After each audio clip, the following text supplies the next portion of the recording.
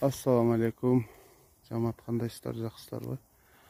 Карабулжада 1-май деген айылда Көкжар деген бактын ичинде эсперсеп пресстер сатылып атат.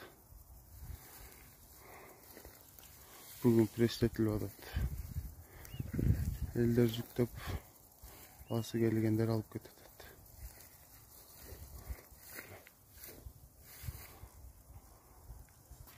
Пресс-подборщик пресстер жакта.